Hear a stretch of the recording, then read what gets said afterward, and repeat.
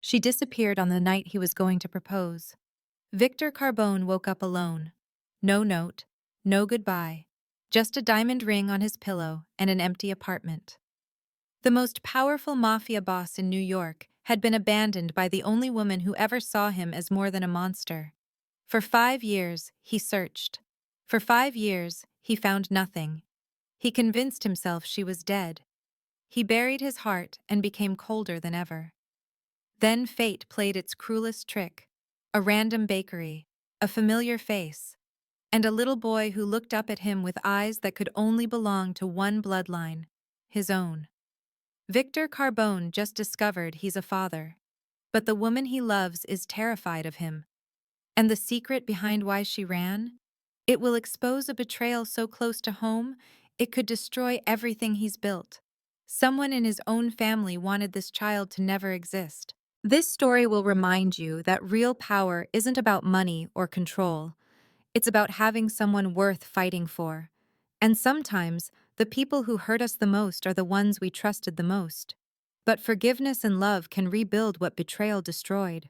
If you're ready for a story of secrets, sacrifice, and a love that refused to die, subscribe now and turn on the bell. Drop a like if you believe everyone deserves a second chance. Share this with someone who understands that family is everything. Now let's discover the truth together. A bell over the glass door announced his arrival as Victor Carbone stepped inside. The air was thick with the sweet smell of vanilla. He froze, one polished shoe planted in the bakery, the other on the cracked city pavement. By the black SUV, his men waited, their hands near their weapons, their faces showing confusion. In 15 years as the head of a powerful New York crime family, Victor never handled such small details himself. Not for weddings, not for business, not for anything. Yet something had guided him to this place. The bakery was cramped, far too humble for a man who controlled the city's dark corners. Cream-colored walls were filled with pictures of smiling people and handwritten notes of thanks. A chalkboard menu hung unevenly by the cash register. Soft jazz drifted from an old speaker. That is when he saw her. She was behind the counter with her back to him, fastening an apron. Her brown hair was in a messy bun, cut shorter than he recalled. Her body was thinner, almost frail, and old bruises marked her wrists from years of difficult work. When she turned to grab something from a shelf, Victor's breathing stopped. Amelia.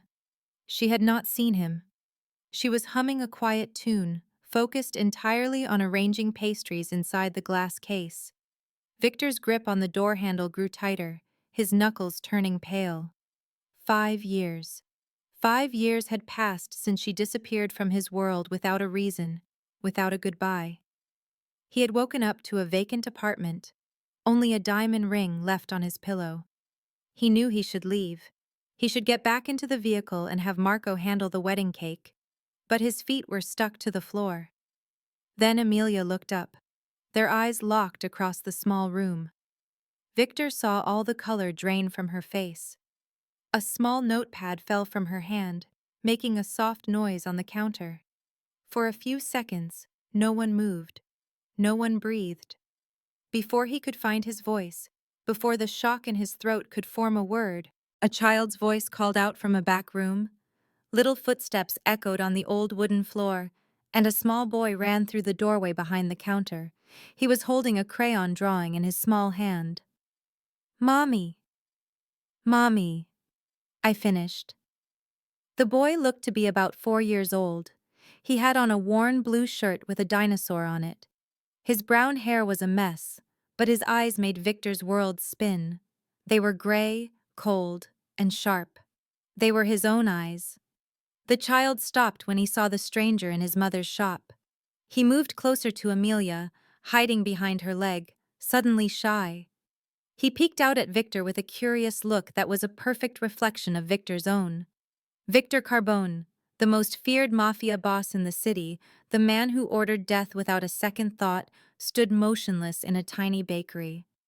He stared at a 4-year-old boy with his eyes, his jaw, and his blood. Everything he thought he knew about the last 5 years was now broken into a million pieces. If you are still here, make sure to subscribe and hit the notification bell so you know what happens next. Leave a like if you need to see Victor face this new reality. Share this with anyone who enjoys a good mafia tale. Now, we return to the life of Victor Carbone. 6 years prior, Victor Carbone entered a small bar on Mulberry Street. He was not there for a drink. He was there to collect money from the owner, who was 3 months late on his payments. The bar was run down, lit by a weak yellow light. The air smelled of old beer and heavy cigarette smoke. Marco was a step behind him, a hand ready on the pistol beneath his suit. The second Victor sat down in a dark corner of the bar, his world changed forever. A young woman came from the back carrying a tray of drinks. Her chestnut hair was in a quick knot, with loose strands framing her face. She had on a simple white shirt and a black apron. She was slender, but she moved with speed and confidence. She did not notice Victor in the dark corner. She spun around too quickly, and the tray full of whiskey glasses fell all over his $3,000 suit. The alcohol soaked the expensive material, its strong scent filling the air around them. Marco jumped up, his hand going for his weapon. The entire bar went completely quiet. The owner hurried out from the back, his face pale with fear, repeating his apologies. But the girl did not apologize. She stood still, looking directly into Victor's eyes with no fear at all. "I am sorry," she said, her voice surprisingly steady. "But if you were not hiding back here, I would have seen you." Victor had never been spoken to like that. He was Victor Carbone. People shook when they heard his name. They looked at the floor when he walked into a room. But this girl, with her clear green eyes and a liquor-soaked apron, stared at him like he was just another customer in her way. "Do you have any idea who this is?" Marco threatened. "Your boss is about to lose. Whole place down just for you." The young woman glanced at Marco before her eyes settled back on Victor. "I do not care who he is. I am a waitress here. I spilled a drink, and I said I was sorry. He can fire me if he wants, but I will not get on my knees and beg for anyone." Victor studied her, a strange feeling stirring in his chest. He knew countless women, the most beautiful, the most influential, the wealthiest. They all pursued him, his wealth, his influence. They offered him sweet smiles and flattering words, ready to do anything for a moment of his time. But this woman was different. She had no idea who he was. And even if she did, she likely would not care. In her green eyes, Victor found no trace of fear or desire. He saw only the pride of a person with nothing more to lose. "What is your name?" Victor asked, his voice softening unexpectedly. The woman arched an eyebrow, taken aback by his question. "Amelia. Amelia Weston." "And who are you that makes this entire bar shake like you are a tiger?" For the first time in years, Victor genuinely smiled. "It does not matter. You owe me a new suit, Amelia. I will be back to collect it." He rose and walked out, leaving Marco stunned and the owner letting out a shaky breath of relief. On the drive back, Marco asked if he should have the place burned. Victor simply shook his head. "No, let it be. I am going back." And he did. He returned the next day, and the day after that. For 3 weeks straight, he occupied a corner table, ordering a whiskey he never touched, solely to watch the brown-haired girl as she moved among the worn tables. She smiled at the customers, but never at him.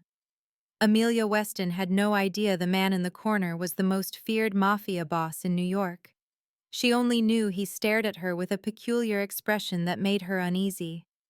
And for the first time in his life, Victor Carbone did not know how to win over a woman. She did not want his money or his power. She did not want anything he had. She just wanted him to leave her alone in the bar. But Victor did not surrender. He was a man who had never taken no for an answer, whether it was from his rivals, his enemies, or a stubborn waitress. In the 4th week, he started leaving tips that were 10 times the cost of his drink. Amelia gave back every dollar.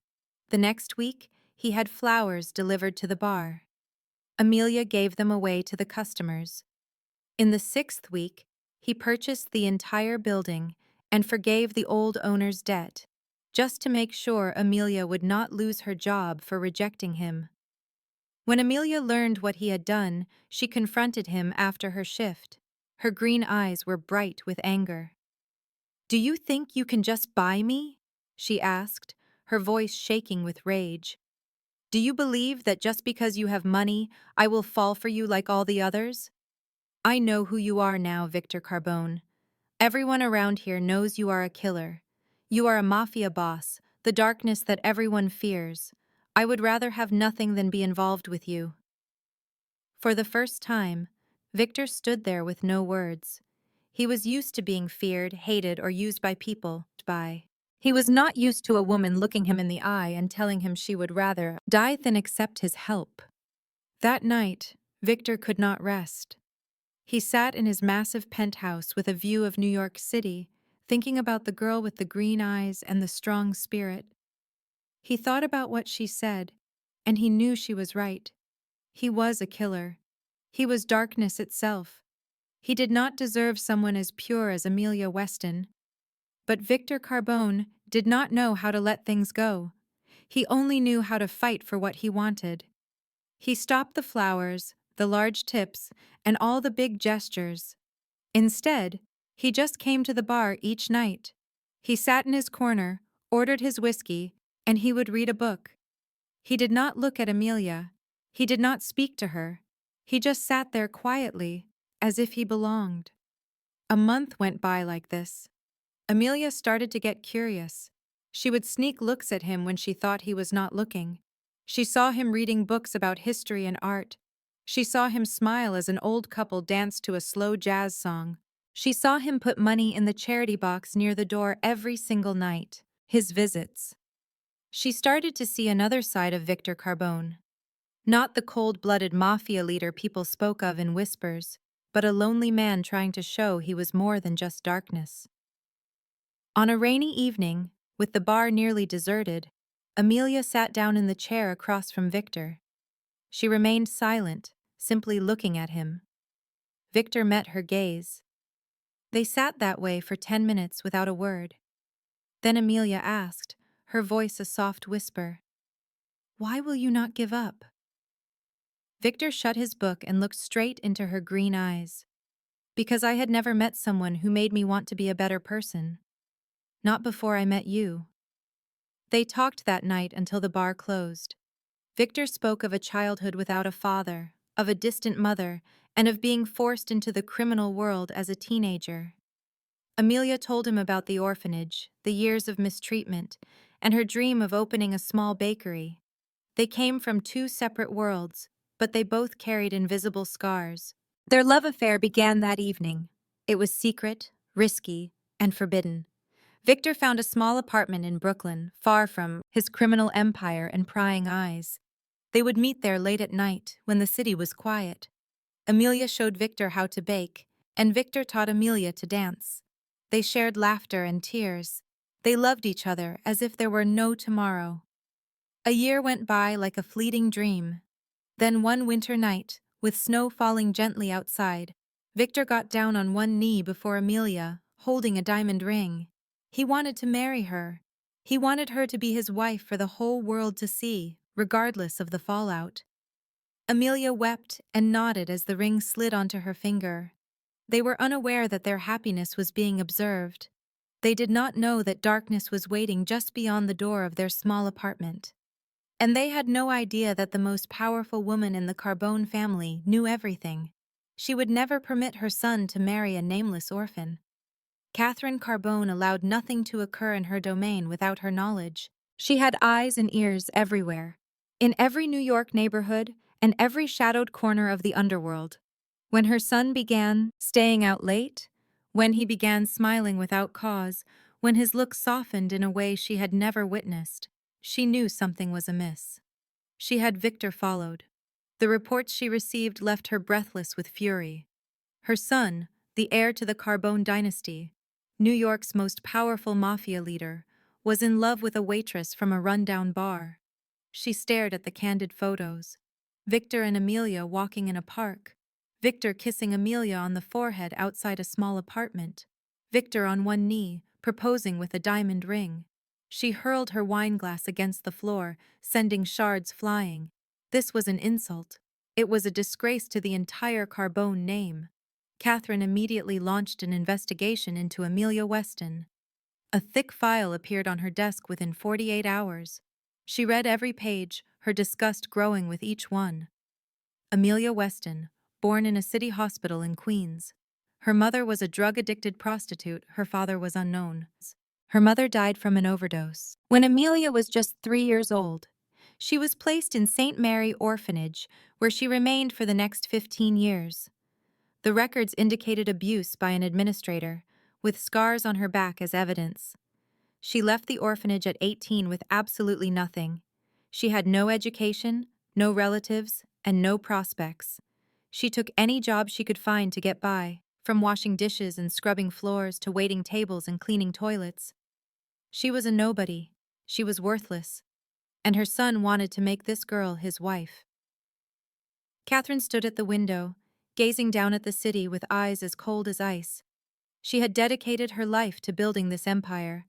She had tolerated an abusive husband, survived mob wars, and given up everything to place her son at the height of power. Now Victor was ready to discard it all for a penniless girl from an institution. She would not permit it. Catherine summoned her most loyal associates. She had a flawless plan. That girl Amelia would vanish, and Victor would never learn the truth. But first, she wanted to see for herself the woman who had captivated her son. She needed to know exactly who she was facing.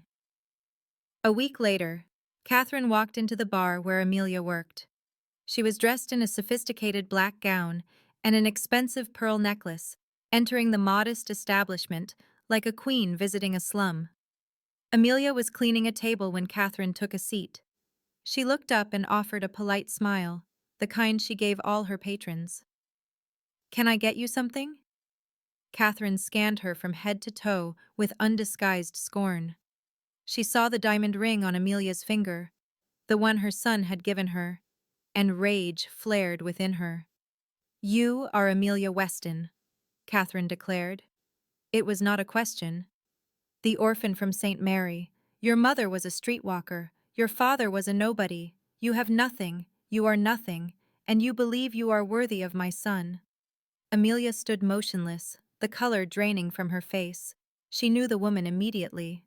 The cold gray eyes, the sharp bone structure, the way she looked down on her as if she were an insect.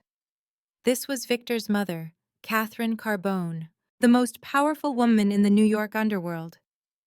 "I am here," Catherine went on, her voice deceptively sweet but filled with poison. "I know all about you, Amelia. I know about the beatings at the orphanage. I know you stole food to stay alive. I know you do not have a single dollar to your name. Do you imagine you can just walk in here, charm my son, and ascend to the role of mistress of the Carbone family? You are gravely mistaken." Catherine rose and moved closer to Amelia, her voice dropping to a whisper. "You will leave my son. You will vanish from his life. And you will not return. If you refuse, I will ensure you vanish in a different, more permanent way." She turned and swept out, leaving Amelia shaking in the quiet bar. The diamond ring on her finger suddenly felt like a heavy curse. Amelia understood that from that moment, her time of happiness was running out. 2 weeks after the confrontation with Catherine, Amelia found out she was pregnant. She sat on the floor of the small bathroom, looking at the 2 red lines on the test while tears rolled down her face. They were tears of joy mixed with intense fear. She knew Catherine would never approve. She knew the woman would stop at nothing to prevent this child's birth. But she also knew she loved Victor, and she had to protect this baby, the living symbol of their love. Amelia resolved to tell Victor that very night. She would tell him about the pregnancy, about their future family, and how nothing could ever drive them apart. She prepared his favorite meal, lit some candles, and waited. But Victor never arrived. He called to explain an emergency had come up, a critical meeting with the other families. He had to go out of town for several days. He apologized and promised to make it up to her upon his return. Amelia said she understood and that she would wait, keeping her secret safe until he came home. She was unaware that this was the very chance Catherine had been waiting for. That night, while Amelia slept, a violent banging erupted at her apartment door. She shot up in bed, her heart pounding. Before she could move, the door shattered inward as four huge men in black stormed the apartment. They were menacing, and they carried guns. Amelia screamed, trying to get to the window, but one of them grabbed her by the hair and slammed her to the floor. She lay there shaking, her hands flying to her stomach to shield the unborn child inside. That was when Catherine walked in. She was wearing a black fur coat, her gray eyes as cold as a winter storm, and she had a smile that Amelia would see in her nightmares. It was the smile of a person who held absolute power over life and death. "I warned you," Catherine said, her voice deceptively calm. "I offered you a chance to walk away, but you refused to listen. You believed your love could defy me. You were wrong, you foolish girl." At a gesture from Catherine, a guard hauled Amelia to her feet and pinned her against the wall. The cold steel of a gun barrel pressed against her head. Tears streamed down Amelia's face, her body trembling violently, but she refused to scream. She would not give Catherine the satisfaction of seeing her fear. "You thought I was ignorant?" Catherine stepped closer, her eyes dropping to Amelia's stomach with pure disgust. "You are carrying my son's child, a mixed-blood baby from a worthless orphan. You honestly thought I would let that happen?" Amelia sobbed, her voice shaking. "Please, do not hurt my baby. I will do anything you ask. Please, my child is innocent." Catherine let out a chilling laugh that echoed in the small room. "Anything? Good. Then here is what you will do. You will get out of New York tonight. You will vanish from my son's life completely. You will never call him, never search for him, and never tell him about this child. If you obey me, I will permit you and the baby inside you to live." Catherine threw an envelope on the floor. It contained $5,000 and a one-way bus ticket to anywhere Amelia wanted to go. "This is all you are worth. An orphan like you should be grateful I am letting you live at all." "And if I say no?" Amelia asked, her voice a faint whisper. Catherine tilted her head, her smile widening. "If you refuse, you die tonight. And the child inside you dies with you. I will make certain no one ever discovers your body. Victor will assume you abandoned him, that you betrayed him, that you were only after his money. He will grow to hate you, and then he will forget you. The result is the same no matter what. You will be gone from my son's life. The only question is whether you leave alive or dead." Amelia squeezed her eyes shut as tears soaked her cheeks. She thought about Victor, his smile, the way he held her close every night, and the promises they had made to one another. A part of her wanted to fight, to scream, to tell him everything. But then she looked down at her stomach, at the tiny life growing within her. She could not risk her child. She could not let her baby die before it had a chance to live. "I will go," Amelia said, her voice cracking as her heart broke. "But please, let me leave one thing for him. Just something so Victor knows I did not want to go." Catherine thought for a moment before nodding. "You can leave the ring. Nothing else. No letter, no note, no word of explanation." That night, Amelia laid the diamond ring on the pillow where Victor always slept. She took one last look around the small apartment where they had shared so much love, where they had dreamed of their future. Then she walked out into the biting cold of the night, one hand on her stomach, the other clutching the envelope. She had no idea where she was headed. She had no idea how she would make it. All she knew was that she had to protect her child, no matter the cost, even if it meant giving up her love, her happiness, and her entire world. Amelia got on a bus to Philadelphia. From there, she went to Baltimore, and then she doubled back to New Jersey. She was like a hunted animal, never staying in one place for too long, terrified that Catherine would track her down.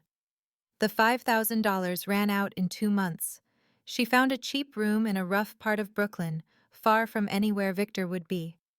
She took a job as a waitress in a small diner, hiding her growing belly under a loose apron. She worked 12 hours every day, her legs swollen and her back aching, but she never rested.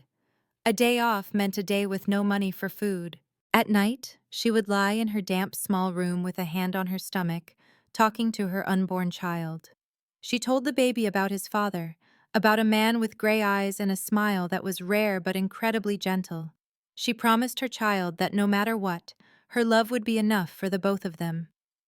Amelia gave birth in a public hospital on a night of heavy rain. Complications required surgery, and she lay on the operating table all alone, with no family there to support her. When the doctor finally put the baby in her arms, Amelia broke down and cried. The baby boy was so small, his face flushed, and his eyes shut tight. But when he opened them, Amelia saw a pair of familiar gray eyes looking back at her. Victor's eyes. She named him Ethan. Ethan Weston. She was too afraid to give him the name Carbone. Only 2 weeks after giving birth, Amelia had to go back to work. The hospital bills were piling up. She paid an elderly neighbor a small amount to watch Ethan, then raced to the diner for the morning shift, to a laundromat for the afternoon shift, and to a bar for the night shift. She worked 3 jobs, 20 hours a day. She survived on less than 4 hours of sleep. Her body became frail. She lost weight rapidly, and dark circles formed under her eyes.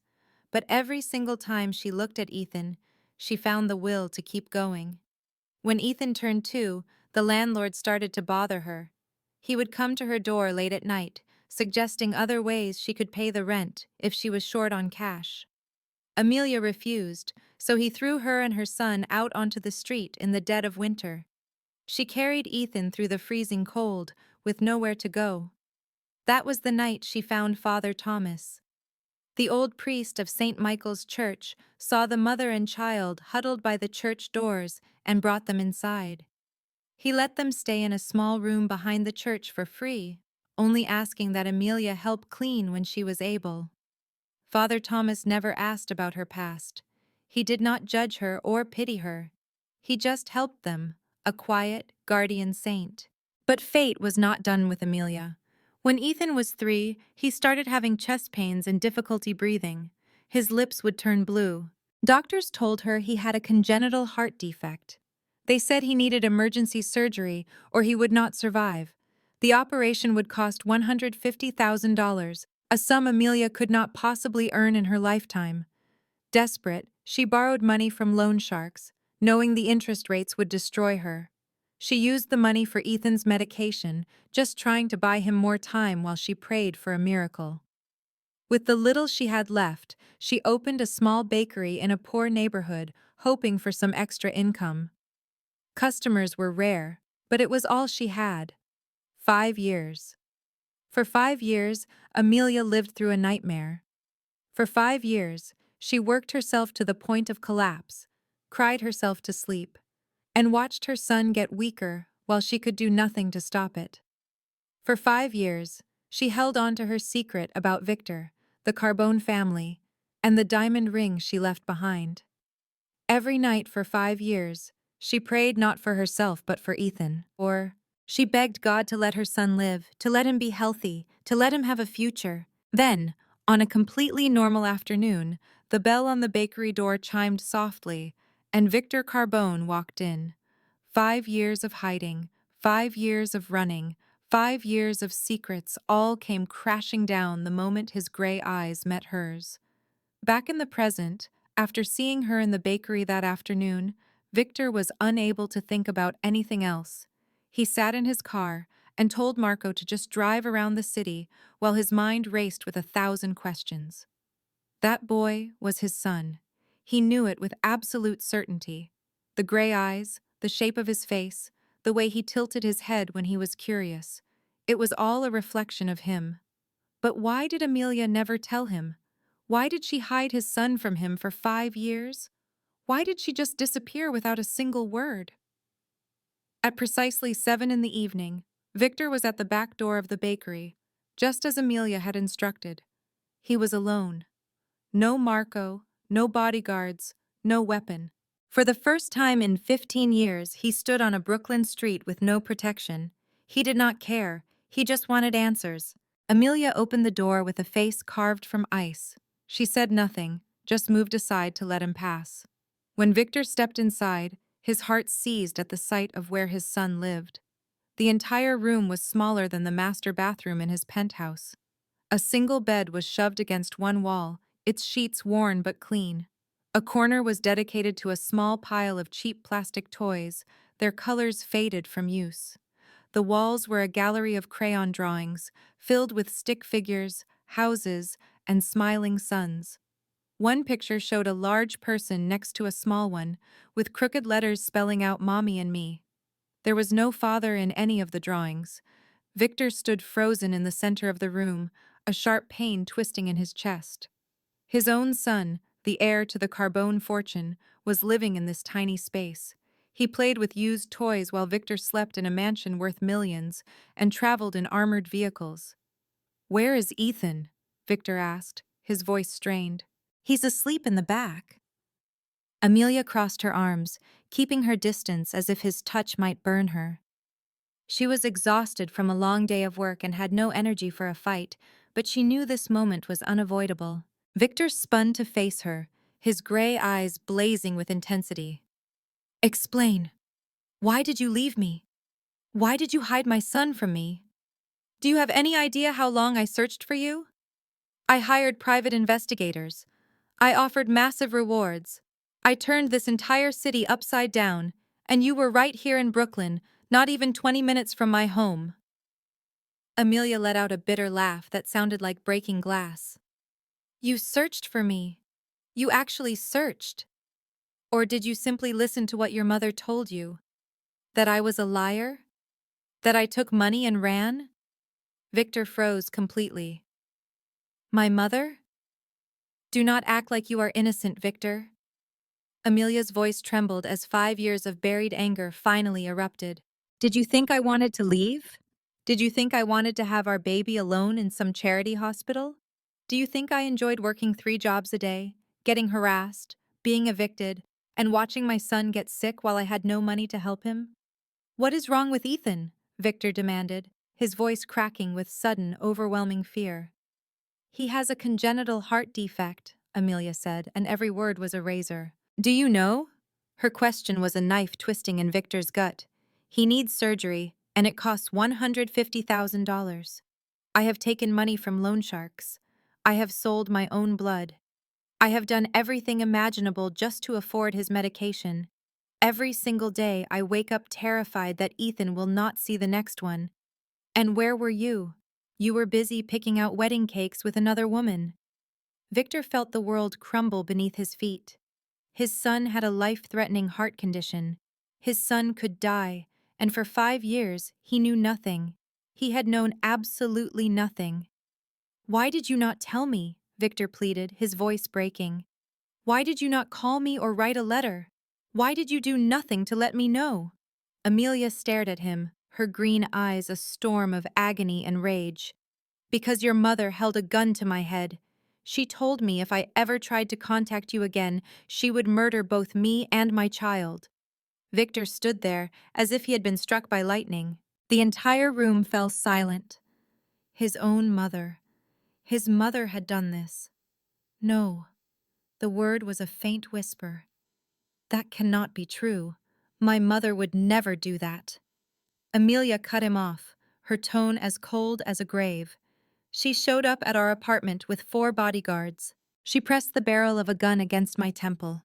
She knew I was pregnant with your child. She swore that if I did not disappear, she would kill me and my unborn baby. Then she threw $5,000 and a bus ticket at me, like I was a stray animal on the street. She called me filth.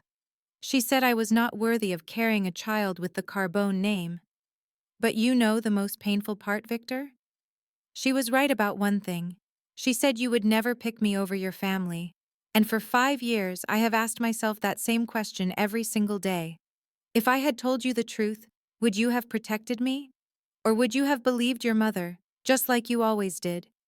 Victor stumbled backward until his back hit the wall. It felt as if all the air had been violently sucked from his lungs. Memories flashed in his mind.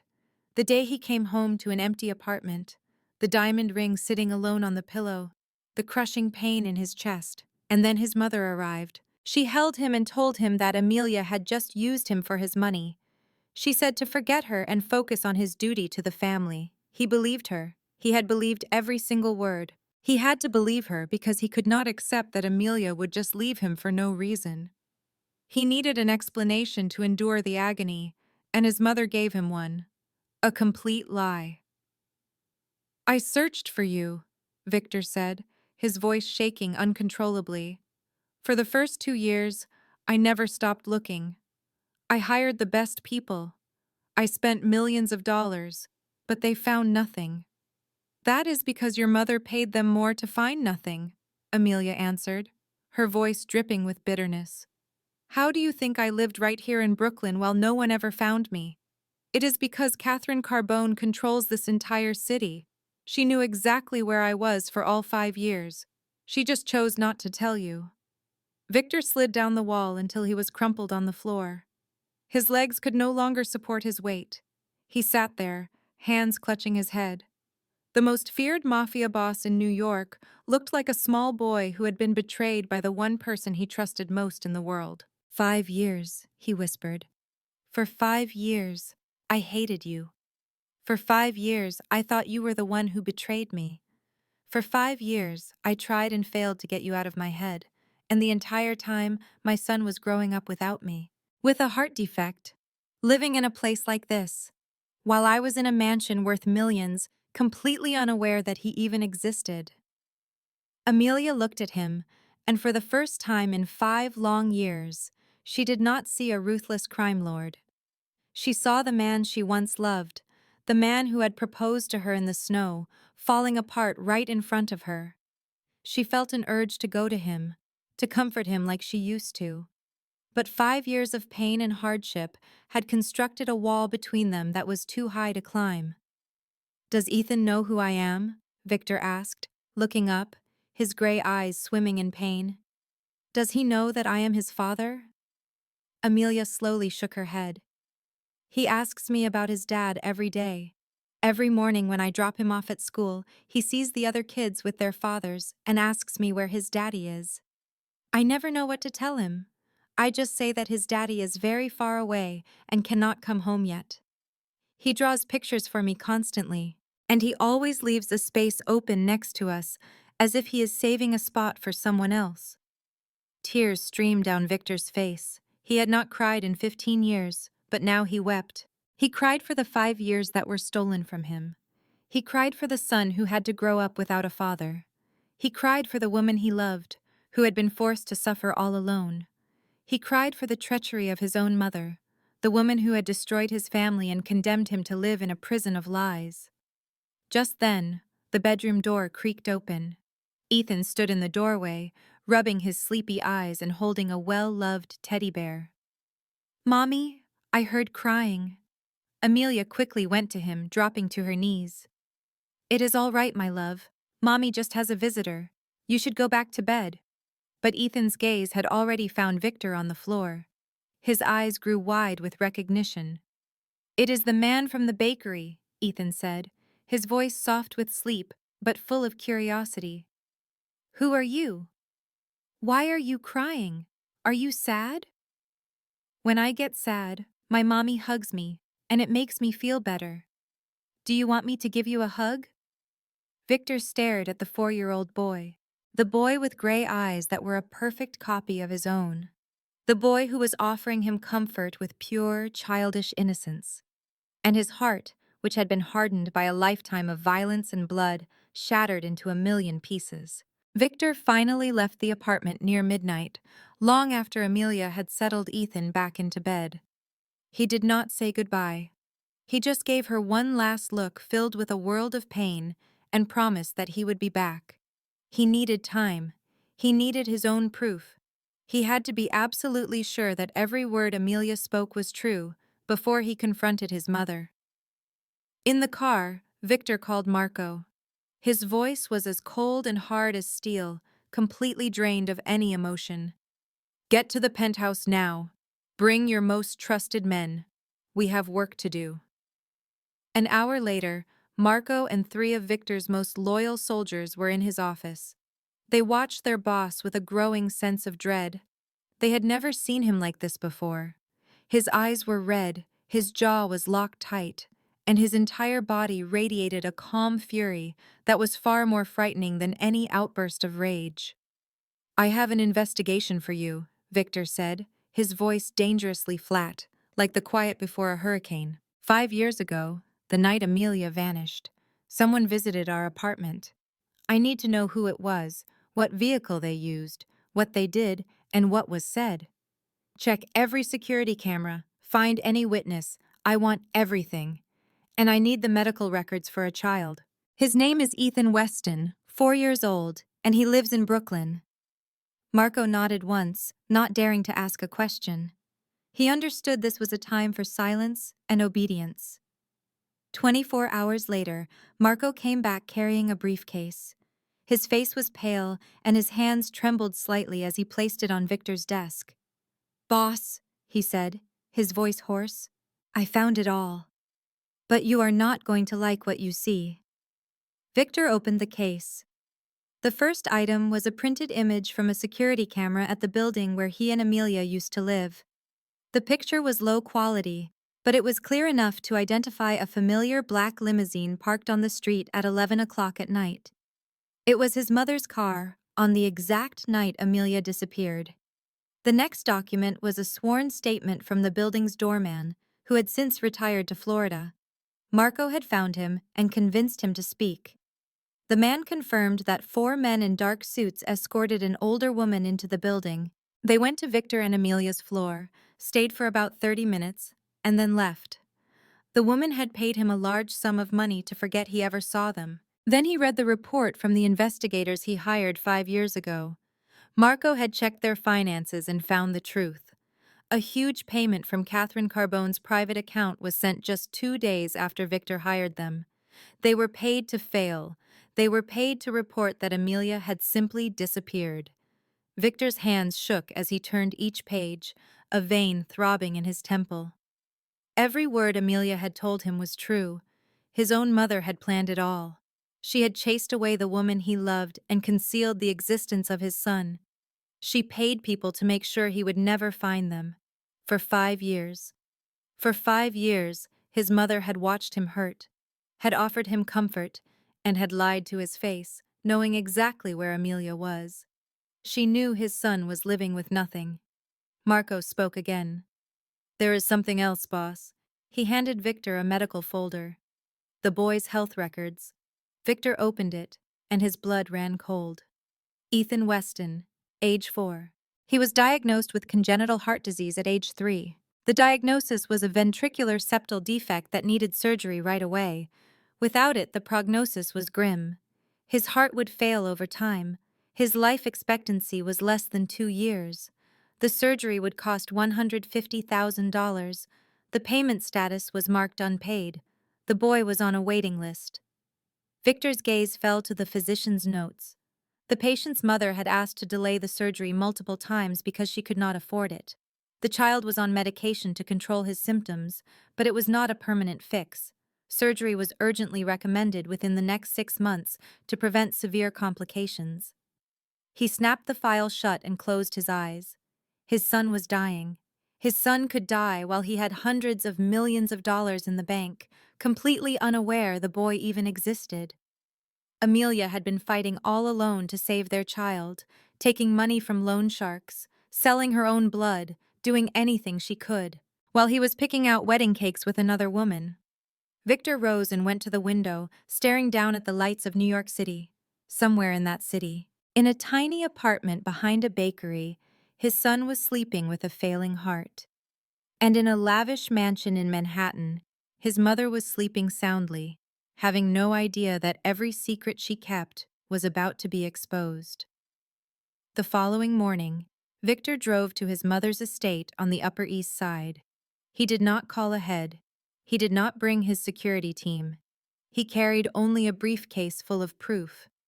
The guard at the gate tried to stop him, but one look from Victor made the man step aside without a word.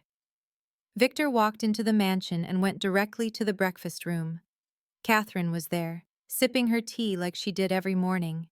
She was dressed in a pearl silk gown, her hair perfectly styled. She looked like a high society woman without a single care. When she saw Victor, she smiled and put her cup down. "My dear son, what brings you here so early? Is something wrong?" "There is no reason to pretend anymore, mother." Victor tossed the briefcase on the table, sending papers flying. "I know everything." Catherine glanced at the documents. The pile contained security photos, written statements, and financial records. She showed no surprise or fear. She simply took another sip of her tea before setting the cup down with a terrifying calm. "So, you met that girl?" she said, her tone casual, as if discussing the weather. "I always knew this day might come. That girl has a name." Victor's jaw tightened. "Her name is Amelia, and my son is named Ethan. He is your grandson, the one you let struggle in poverty for 4 years." Catherine got up and walked to the window, looking out at her flawless garden. She did not look at Victor when she spoke. "I did what I had to do to protect our family." "Who is that Amelia girl, Victor?" "A nobody, an orphan, the daughter of a prostitute who grew up in an institution. She has no education, no family, nothing. She would have been your greatest weakness, a blemish on the Carbone family name. Our rivals would have used her to get to you, to humiliate you. I could not let that happen. You held a gun to the head of the woman I love." Victor moved toward her, his voice shaking with restrained rage. "You threatened to kill her and our son.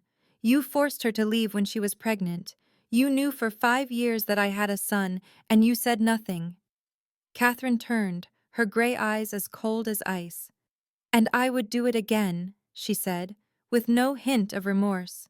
"Do you think I did it out of hate for that girl? I did it because I love you.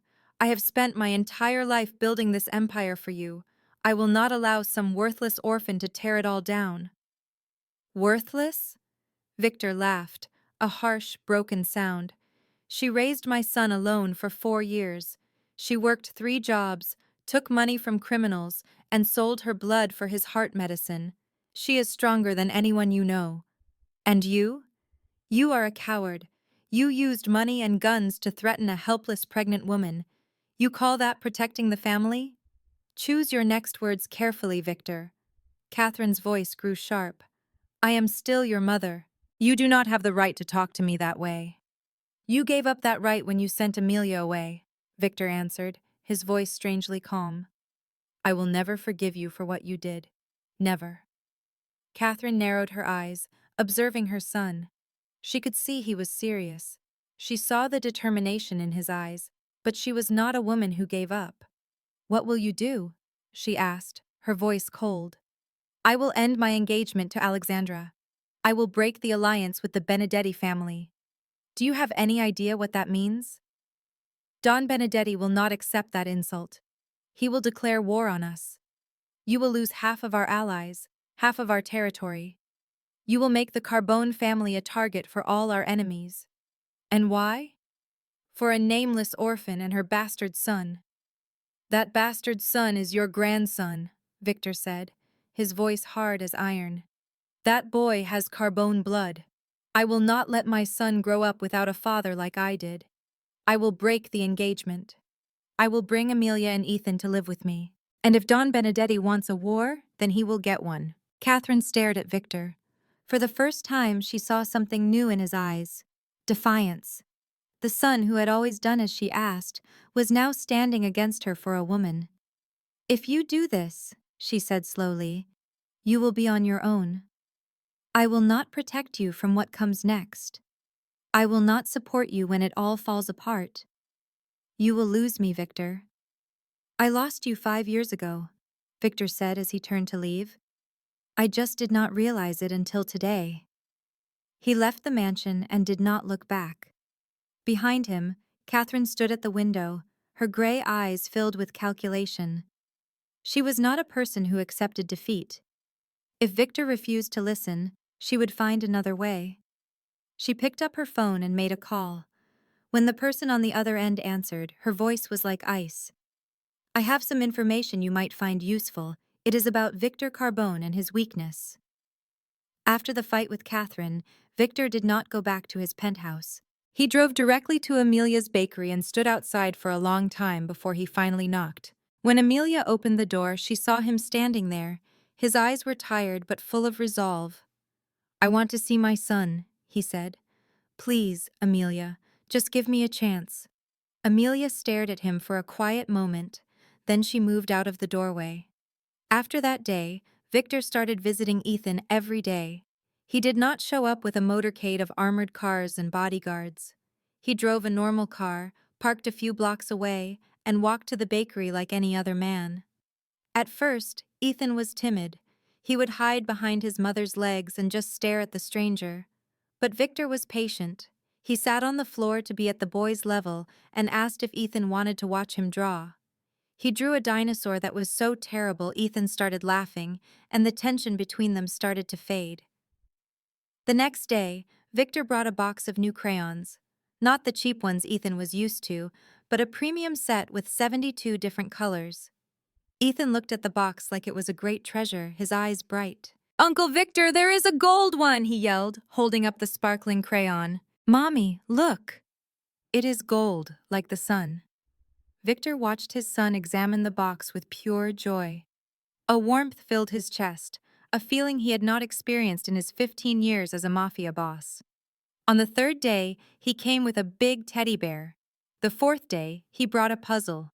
On the fifth day, a toy car. Amelia tried to refuse the expensive gifts, but she could not deny the happiness she saw in Ethan's face. The boy had never owned so many toys. No one had ever brought him presents every day. And Victor. Victor was learning how to smile again with Ethan. It was not the cold smile of a powerful boss, but a genuine one, the smile of a father. A week later, Ethan stopped calling him Uncle Victor. The boy would run to the door when he heard the familiar knock, wrap his arms around Victor's legs and shout, "Victor is here! Victor is here!" They would sit on the floor and draw together, making clumsy pictures of golden suns and a house with 3 people standing outside. Ethan always drew himself in the middle, with his mommy on one side, and a tall man on the right, with a simple name written below, Victor. For the first time, the empty figure in Ethan's drawings had a face. From the small kitchen, Amelia watched them through the doorway. She saw Victor, the most feared man in New York, lying on the floor so Ethan could ride on his back like a pony.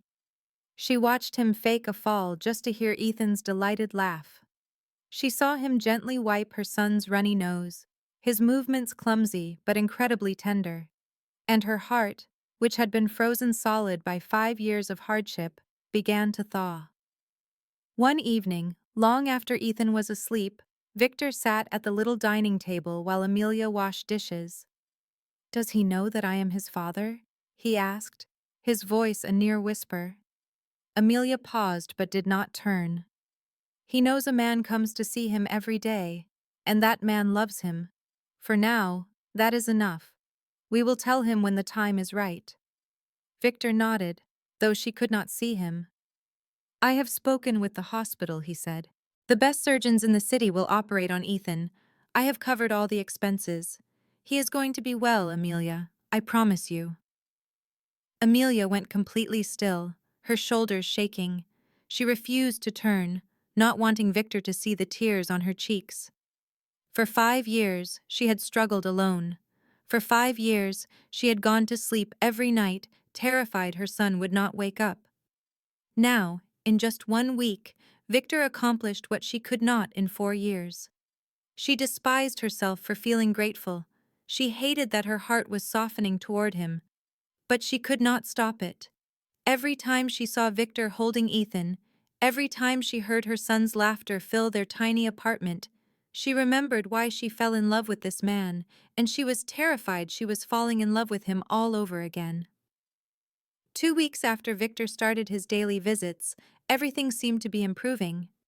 The doctors set Ethan's surgery for the end of the month, and the boy seemed healthier.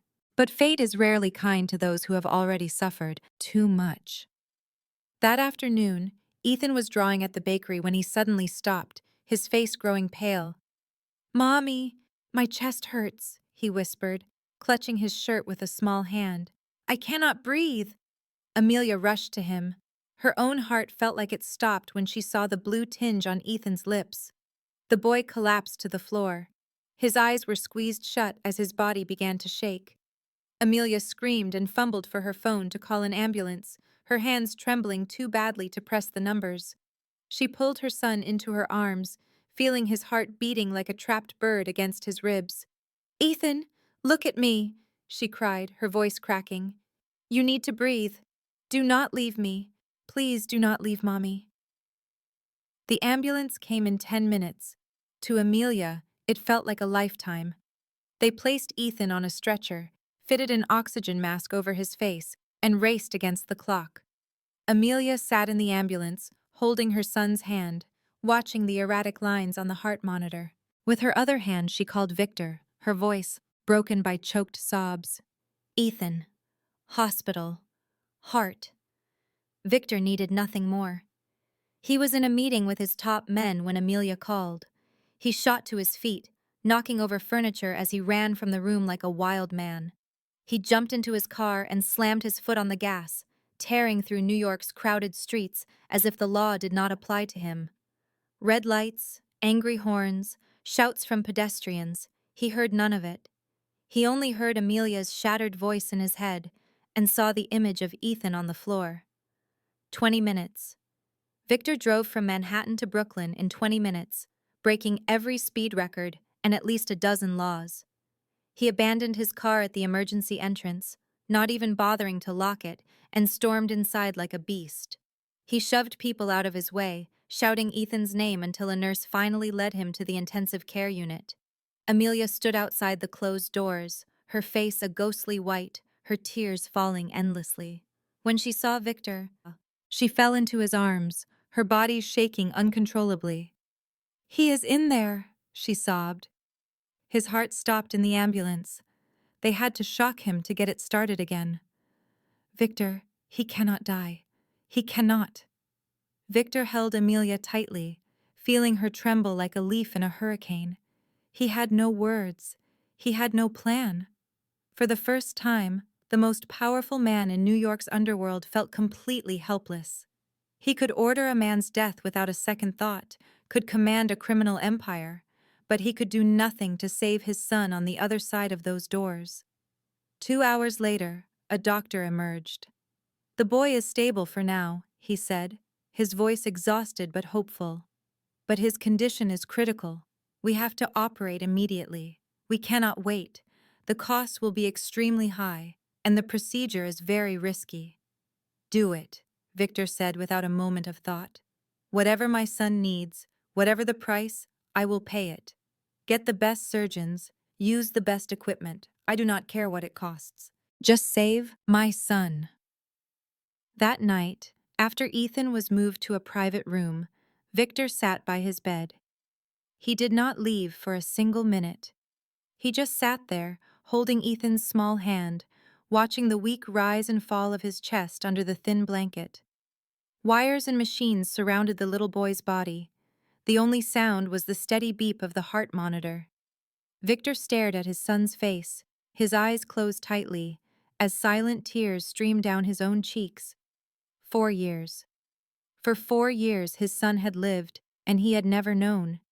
For 4 years, his son had fought this disease without a father.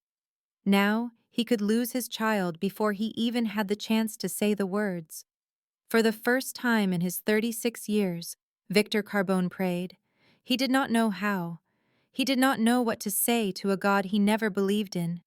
But he closed his eyes, squeezed his son's hand, and whispered into the quiet room, "Please, let my son live.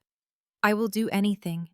I will give up everything. Just give my boy a chance." Across the room, Amelia was curled in a small chair.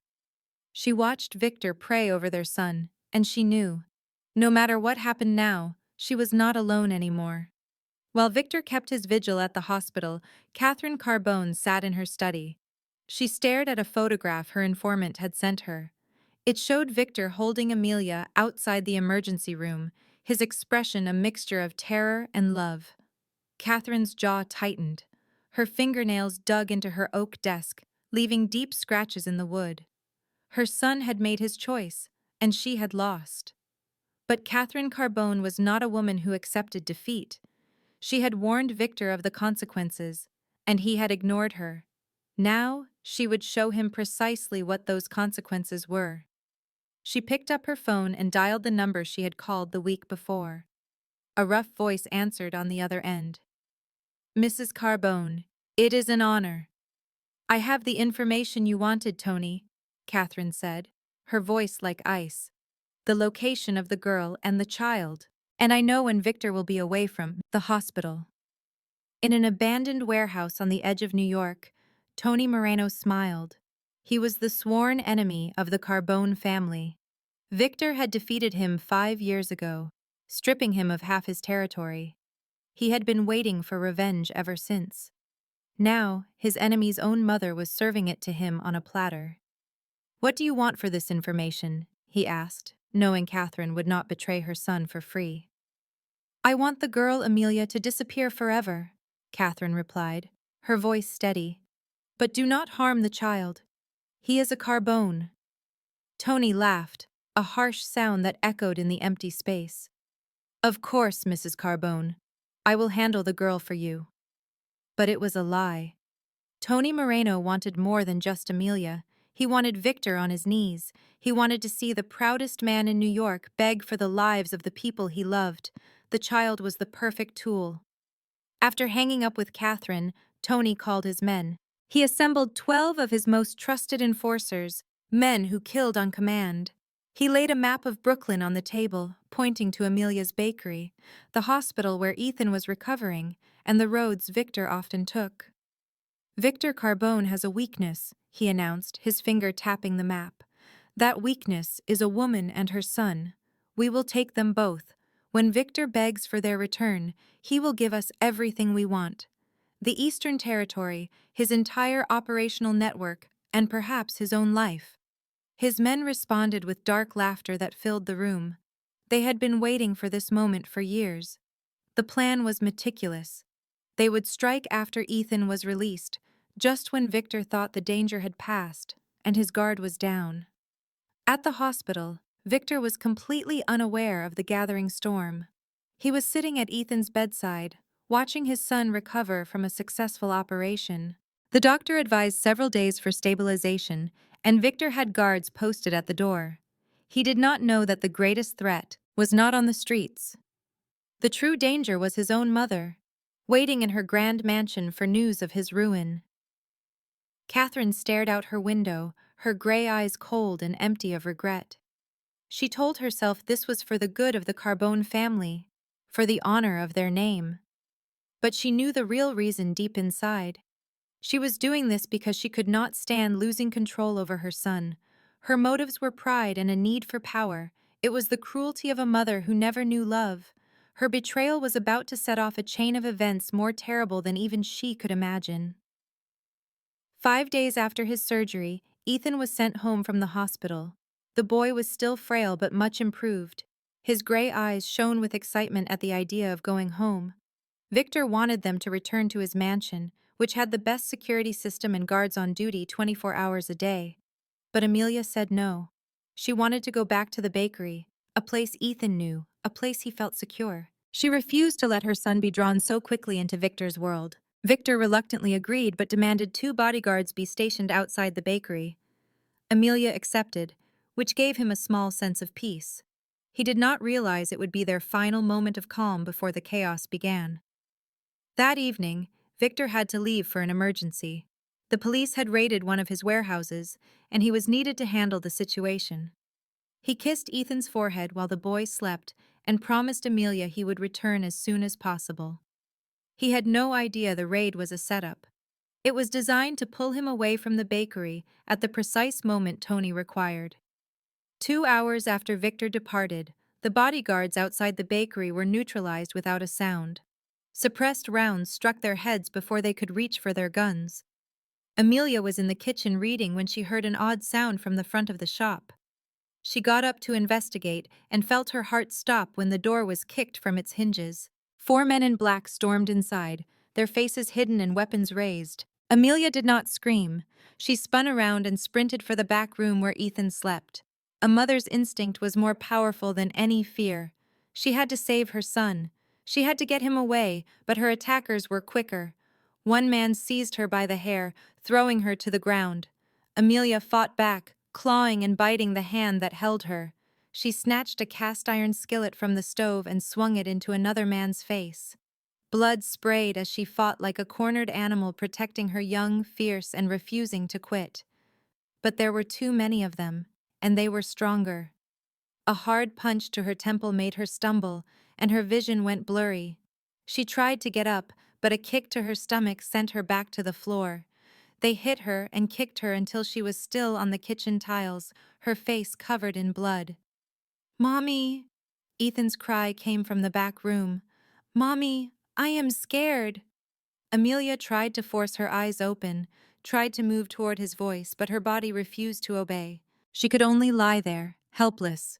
As one of the men entered Ethan's room and dragged the boy out, Ethan screamed and fought, calling for his mommy over and over. He saw his mother lying on the bloody floor, and his screams turned to desperate sobs. "Mommy, wake up. Please do not die. I am scared." "Mommy!" A voice gave an order. "Take them. Be careful with the boy. He is our leverage." They forced Amelia into a large sack and tossed her into a truck like a piece of luggage. Another man carried Ethan, who was still crying out for his mother. His voice grew fainter as the truck drove off into the night. The small bakery was left in silence, its door broken, furniture smashed, and blood staining the floor.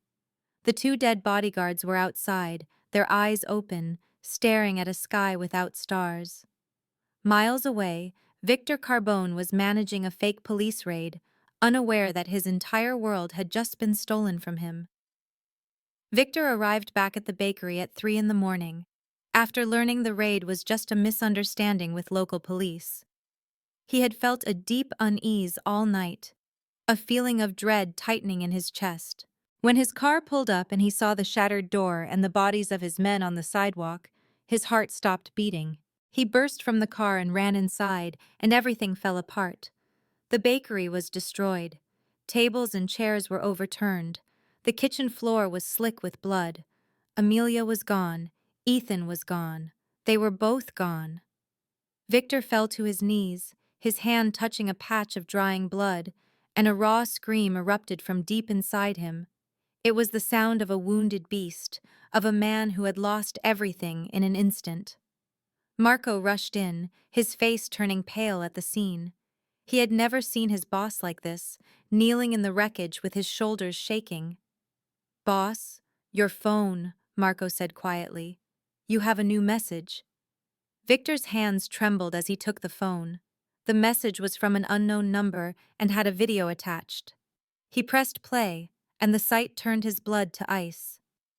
Amelia sat on a cold concrete floor with her hands bound. Her face was swollen and covered in blood and bruises. One of her eyes was almost swollen shut. She looked into the camera with defiance and exhaustion, not with tears or pleas. In a dark corner behind her, Ethan was curled into a ball, hugging his knees and sobbing. The boy kept calling for his mommy, his voice hoarse from crying. Then a new face filled the screen. It was Tony Moreno. He offered a cruel smile, his eyes shining with hate. "Carbone, it has been a long time," he said in a mocking voice. "I have something that belongs to you, a woman and a child. If you want to see them again, you know the price. The Eastern Territory, all of it. I want your complete network, every contact, every single warehouse. You have 48 hours. If you try anything, I will send you one of the boy's fingers. I will start with the smallest one." The video cut to black. Victor remained still, staring at the blank screen, his grip tightening until the phone's casing cracked. 48 hours. He had 48 hours to save them. But giving up his territory and his network meant death for hundreds of people in his organization. It meant families, children, and loyal men would be slaughtered. He could not sacrifice their lives. But he could not let Amelia and Ethan be murdered. Find them, Victor ordered, his voice like ice and filled with a lethal promise. Use every resource we have. I want to know where Tony is holding them in 24 hours. And I want to know who gave Tony this information. Someone on the inside betrayed us. Marco nodded and left to follow his orders. Victor stayed in the ruined bakery, looking at Ethan's drawings still taped to the wall. They showed 3 people holding hands under a yellow sun. He would get them back. He would rescue them. And then he would hunt down and kill every person who had a part in touching his family. 12 hours later, Marco came back with news that hit Victor like a physical blow.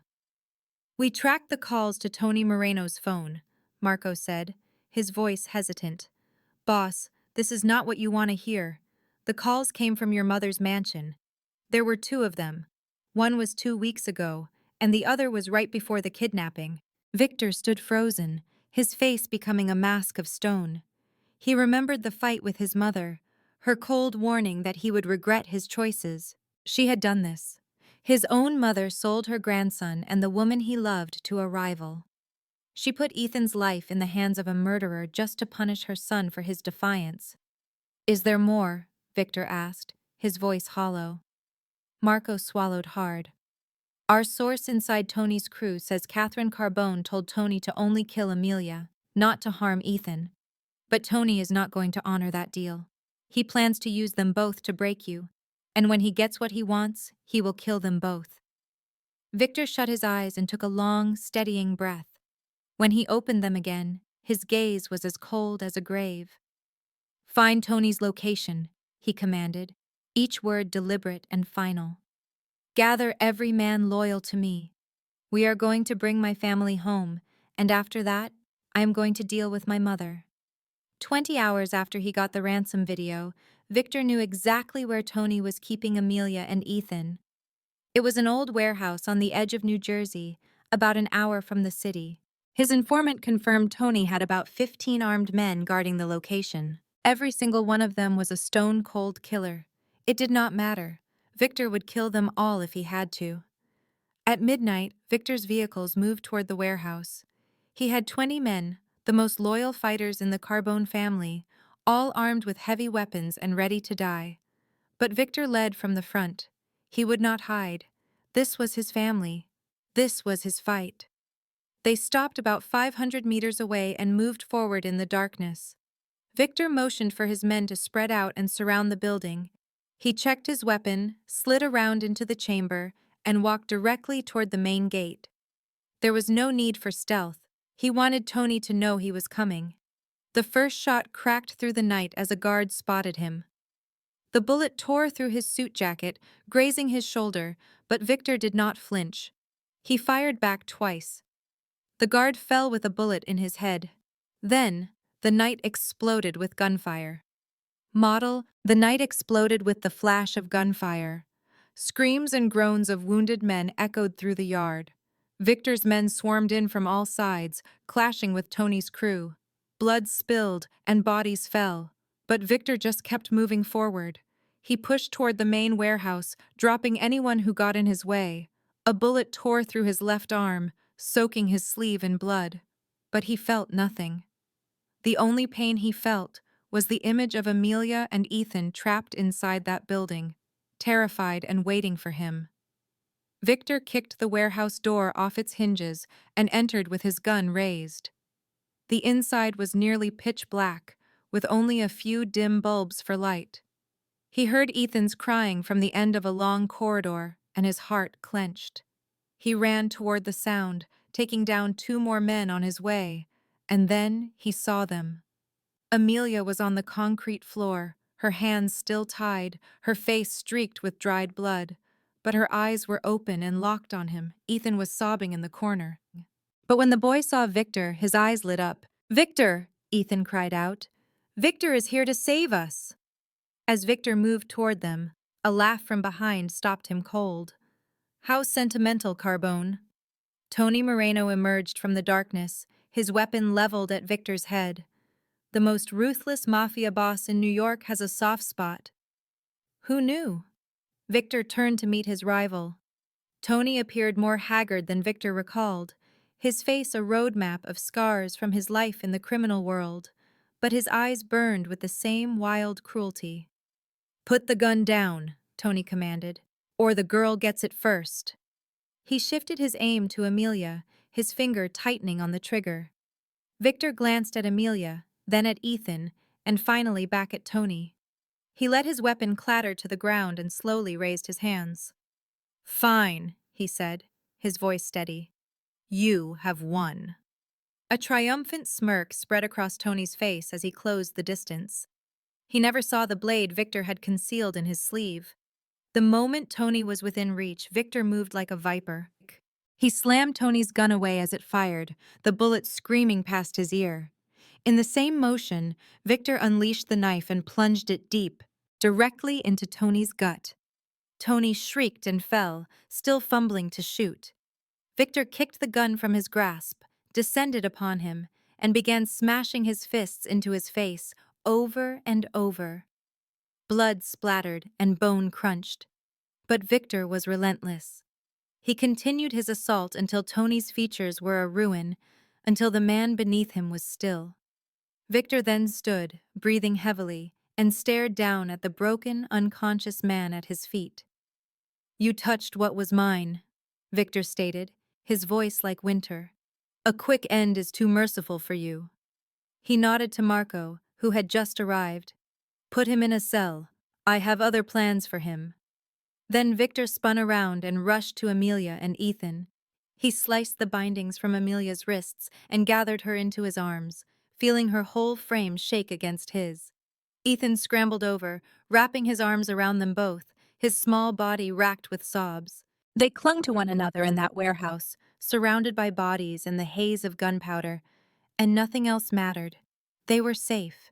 They were together, and Victor would never allow anyone to separate them again. Victor sank to his knees, next to Amelia, his hands trembling as he sawed through the coarse ropes that had dug into her wrists for hours. Her skin was chafed raw, with dark, dried trails of blood on her arms. When the last piece of rope hit the concrete, Amelia fell into his embrace, her body quaking violently. Victor held her with all his strength, ignoring the blood from his own injury seeping into her clothes, ignoring the reek of violence that hung in the air. All that mattered was that she was alive. She was safe in his arms. "I am sorry," Victor murmured into her hair, his voice cracking with emotion. "I am so sorry I failed to protect you. For all of it." Amelia remained silent, clutching him even tighter. Tears coursed down her cheeks, mingling with the dirt and blood. She had been certain she would perish in that place, certain that Ethan would have to see his mother die. But Victor had arrived. He had come for them. "Mommy." Ethan's voice was a tiny, fragile sound. Amelia turned instantly, opening her arms for him. Ethan dashed into her embrace, burying his face in her shoulder and sobbing. He clung to her neck, his entire body shaking as his broken cries filled the quiet space. "I was so scared." "Mommy," he wept. "The men hurt you. I called your name, but you didn't move. I thought you were gone." "Mommy is all right, my love." Amelia soothed him, kissing his hair repeatedly. "Mommy is here. I am not going anywhere." Ethan looked up and his gaze fell on Victor, who was kneeling beside them. The boy's gray eyes were swollen from crying, but a new understanding flickered within them. "Mommy told me," Ethan said in a soft voice. "She said that Victor is my daddy. When the bad men came, Mommy held me and told me Daddy would come and save us. She said not to be afraid because Daddy would never abandon me." Victor's eyes met Amelia's, his expression a storm of shock and overwhelming emotion. Amelia gave a slight nod, her own tears still falling. In their most desperate moment, when she believed they would not make it, she had told Ethan the truth. She needed her son to know who his father was, if only for a moment before the end. "And Daddy did come," Ethan continued, his gray eyes locked on Victor. "Daddy came for Mommy and me. He stopped the bad men. Daddy is my hero." Then the boy let go of his mother and did something Victor never thought he would experience. Ethan wrapped his little arms around Victor's neck, holding on as if he feared Victor would vanish. I love you, Daddy, Ethan whispered in his ear. Daddy, please do not leave again. Stay with me and Mommy always. Please. Victor went completely still. His whole body felt numb. In his 36 years, he had taken lives, wielded immense power, and made an entire city fear him. But he had never, not once, felt a sensation like this. He had never been loved so unconditionally, been so needed, been called Daddy by a small, pure voice. Tears streamed down Victor's face. It was only the second time he had ever cried, and both instances were because of this 4-year-old boy. He hugged Ethan fiercely, extending one arm to pull Amelia into their embrace, surrounding the two most precious people in his world. I will never leave you, Victor promised, his voice shaking but filled with resolve. I am not going anywhere again. I will be here with you and your mother for the rest of our lives. I will use my last breath to keep you safe. No one will ever harm you again. Not ever. The three of them clung to each other inside the cold warehouse. They were three people from different worlds, kept apart by 5 years of suffering and deceit, now finally reunited. In the distance, ambulance sirens cried out. Victor's men had secured the area, but none of them dared to enter and break the family's embrace. Marco stood guard at the door, his own eyes wet, watching the most powerful man in New York weep in the arms of a 4-year-old child. 3 days later, Amelia and Ethan were safe at Victor's estate, protected by his best men. Victor then called a meeting of New York's most powerful mafia leaders. It was a confrontation he had avoided for too long, one where he would face the full weight of his past decisions. The meeting took place at a fine Italian restaurant in Manhattan, a neutral ground where the Dons met to resolve their gravest issues. 7 families were present. 7 bosses sat at a long table, each flanked by 2 bodyguards. Don Benedetti faced Victor, his expression like stone. Alexandra sat next to her father, her anger a visible storm. Catherine Carbone was also there, sitting at the far end of the table, her posture rigid, her head held high as if she were blameless. Victor rose, and every person in the room focused on him. He set a briefcase on the table, opened it, and passed a folder to each Don. I called you here to reveal the truth, Victor announced, his voice commanding the quiet room. The truth about why I broke my engagement to Alexandra Benedetti, and the truth about the crimes of someone from my own house. Don Benedetti opened the file, his brow creasing. What is the meaning of this? That is evidence, Victor stated, his eyes moving from man to man. It proves that 5 years ago, my mother, Catherine Carbone, threatened the life of the woman I loved and my unborn son. She held a weapon to a pregnant woman's head and forced her away with $5,000 and a bus ticket. She then hired investigators to ensure I could never locate them. Catherine jumped from her chair, her face pale. Victor, you cannot do this. I am not done, Victor said, his voice cutting like ice.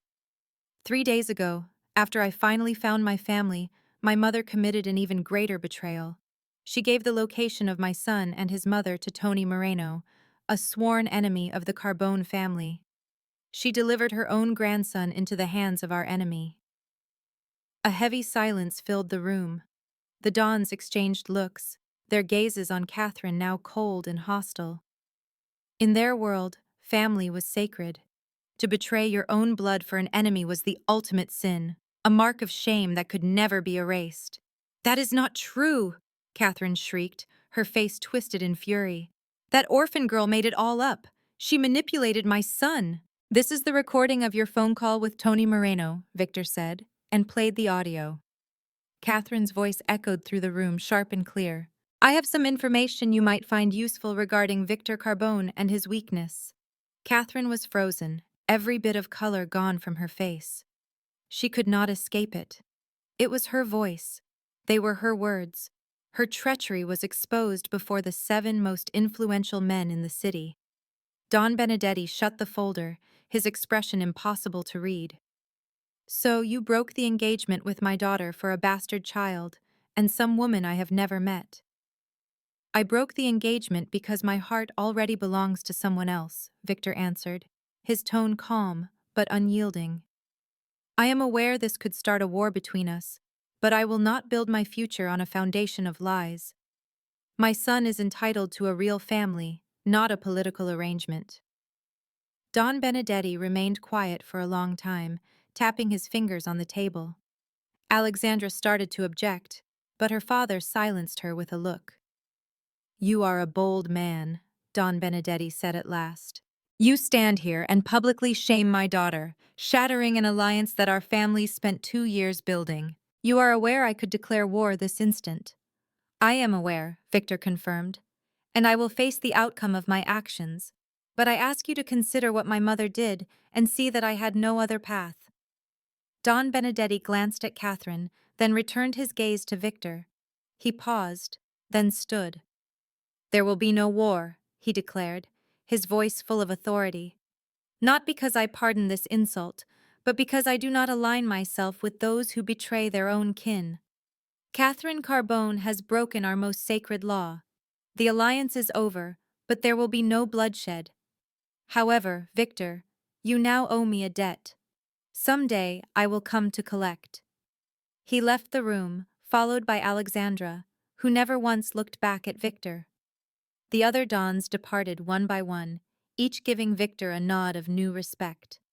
They saw a man who would defy his own mother and give up a great alliance for the family he truly loved. In their world, such a thing was unheard of. Soon, only Victor and Catherine were left. She glared at her son, her eyes filled with raw hatred. You have ruined it all, she seethed, her voice trembling with fury. You have torn down everything I worked for. No, mother, Victor said as he turned his back on her. You destroyed yourself. A week after the meeting, the Dons met again to pass final judgment on Catherine Carbone. Victor did not call this council. It was a united decision, because betraying your own family to an enemy was a crime that threatened their entire society. If she was not properly punished, it would signal that such acts were permissible. Catherine was brought before them. She was no longer in fine silk or wearing her expensive pearls. She wore a plain black dress, and her hair was down, silver strands visible in the light. For the very first time, Catherine Carbone appeared to be just an old woman, completely stripped of her influence and power. Victor sat at the opposite end of the table, watching his mother. His eyes were empty of all feeling. He had shed all his tears and spent all his rage, leaving only a hollow void. The woman before him was once his mother. She had held him as a child and taught him how to navigate this cruel world. But she had also stolen 5 years of his life, threatened his true love, and sold her own grandson to a rival. Don Benedetti stood and delivered the council's sentence. Catherine Carbone, you have broken our most sacred law. You betrayed your own blood and conspired with an enemy against your family.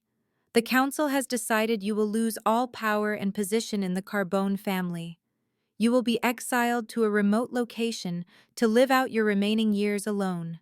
You are forbidden to contact anyone from our world or to ever set foot in New York again. If you defy this order, you will be executed without delay. Catherine stood tall, her chin raised, but Victor could see her hands shaking. She did not cry or beg, knowing it would be pointless. In their world, the council's decision was final. You will live to regret this, Catherine said, her voice still cold as she faced her banishment. The Carbone family is nothing without me. Victor will ruin everything for that orphan and her illegitimate son. The Carbone family will endure, Victor said, standing to confront his mother one last time. But it will not be because of you. You taught me that family is the most important thing. But you never grasped what that meant. Family is not about power, or reputation, or bloodlines. Family is about the people who love you without condition and protect you no matter the cost. Amelia and Ethan are my family. You, on the other hand, were never truly part of it. Catherine stared at her son, and for a brief moment, Victor saw something new in her eyes. It was not remorse or sorrow, but pure disappointment. She had risked everything to control him, and she had failed. "I made you," she said, her voice a tired whisper. "I turned you into the most feared boss in this city, and this is my reward." "You made a man who did not know how to love," Victor countered. "But Amelia and Ethan taught me there is a better way to live. I will not be like you, Mother. I will not trade my family for more power. That is what separates us." He turned his back on her and walked away. Two guards led Catherine out of the room to a car that was waiting.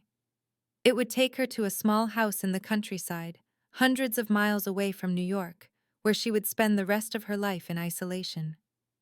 Victor drove back to his home in silence, his thoughts quiet. As he walked through the front door, Ethan ran to him, hugging his legs tightly. "Daddy is home!" the boy yelled, his gray eyes bright with joy. "Daddy, look at what I drew! That is Daddy, that is Mommy, that is me, and that is our big house." Victor picked up his son and studied the simple drawing of three figures in front of a house. He looked over at Amelia, who was smiling at him from the kitchen doorway. And in that moment, Victor knew that even though he had lost so much, he had finally won. A mother, he discovered what a true family felt like. In the 3 months after Catherine was sent away, Victor's existence was transformed.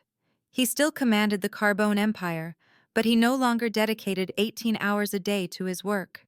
He was home for dinner with Amelia and Ethan, read his son's stories before bed, and woke each morning to the sound of the boys' laughter filling the mansion. Amelia reopened her bakery in a superior location. Victor had discreetly arranged for it to have the best equipment, but she insisted on paying the lease herself, determined to succeed through her own efforts. Victor's love for her deepened, admiring the pride and resilience she maintained after everything she had suffered.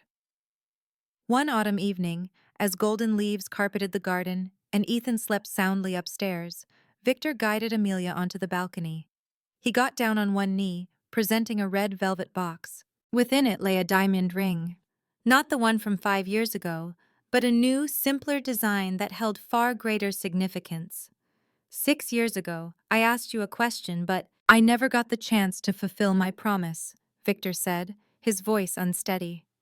"Tonight, I want to ask you again. Amelia, will you be my wife? Not for an alliance, not for influence, but because I love you. I have loved you since you spilled a drink on my suit and looked at me like I was just another man. I loved you across 5 years of being apart, even as I tried to force you from my mind. And I will love you until I take my final breath." Amelia was crying, tears of joy streaming down her face as she smiled and nodded. With trembling hands, Victor slid the ring onto her finger. They embraced beneath the moon, two souls who had fought through hell to find their way back to each other. The wedding took place 1 month later in Father Thomas's modest church, the same sanctuary that had protected Amelia and Ethan in their darkest time. There were no crowds, no reporters, no lavish displays. Only their closest loved ones attended, Marco with a few trusted men, Father Thomas, and a small group of friends Amelia had made. Amelia model. Amelia stood in a simple white gown, her hair flowing freely without any ornate jewelry. To Victor, she was the most stunning woman he had ever laid eyes on. Ethan, dressed in a tiny suit, carried a velvet pillow holding their rings. He walked with the serious focus of a grown man. When Father Thomas asked if he would witness his parents' marriage, Ethan yelled, "I do," sending a wave of laughter through the church. Victor's voice trembled as he spoke his vows. "I was a man who lived in darkness. I never believed in love or family. But you changed everything. You and Ethan gave me a purpose to be better. I promise to protect you, to love you, and to stand with you for all my days." Tears streamed down Amelia's face as she gave her vows. "You were the hurricane that tore my world apart. But you were also the only safe harbor I ever wanted. I have waited 6 years for this day. I forgive you, Victor, and I promise to love you until my last breath." They exchanged rings and sealed their vows with a kiss. Ethan rushed forward, hugging them both and shouting, We are a real family now. 1 year after the wedding, their life was completely new. Victor remained the head of the Carbone family, but he slowly withdrew from the criminal world. He started focusing on legitimate businesses. He wanted to give Ethan a clean future, a life free from the shadows he had known. Amelia's bakery flourished, becoming one of Brooklyn's most cherished spots. She hired more people and grew the business, but she never stopped baking her customers' favorite pastries herself. She never wanted Victor's money, only his presence. Ethan was now 5 years old. His heart surgery was a success, and he was a healthy, joyful child. He attended kindergarten, made friends, and his drawings were no longer incomplete. Every picture now showed three figures: Daddy, Mommy, and Ethan, standing before a large house under a brilliant sun. One evening, the family was gathered in the living room. Ethan lay between his parents, asking for a story before bed. Victor told him about a prince who lost his princess and son, only to find them again and live in happiness forever. "Daddy, that story sounds like us," Ethan murmured as his eyes grew heavy. "It is, my son," Victor said, kissing his forehead. "Just like us." After Ethan was asleep, Victor and Amelia sat near the window, gazing at the glittering New York skyline. "Do you have any regrets?" Amelia asked quietly. "For everything you left behind?" Victor turned to his wife, a soft smile on his face. "I left behind a powerful alliance. I walked away from my mother's approval and a grand wedding. But look what I received: the most courageous woman I know, a wonderful son, and a true family. It is the best exchange I have ever made." Amelia leaned her head on his shoulder. They sat in comfortable silence, watching the city lights dance. Two people from separate worlds, divided by 5 years of suffering and deceit, had finally discovered their peace together. In his bedroom, a 5-year-old boy slept soundly, a smile on his face as he dreamed of the family he had wished for during 4 difficult years. This story shows that family is not defined by power or wealth, but by the people who love each other without condition. Sometimes, the most courageous act is to defend the people you love, even if you must challenge the entire world. It is also never too late to start over, to offer forgiveness, and to build a new life. If you have journeyed with us to this point, please spend a moment to subscribe to our channel. Turn on your notifications so you do not miss other moving stories like this one. Please like this video and share it with those you care about to spread a message of love and family. We want to hear your thoughts on Victor and Amelia's story. Have you ever faced a hard decision for your family? Do you think love can conquer all obstacles? Please share your experiences in the comments section below. We read every single comment that comes from your heart. We wish everyone watching this video good health, happiness, and peace in the days to come. Thank you for joining us. Goodbye, and we look forward to seeing you in our next video.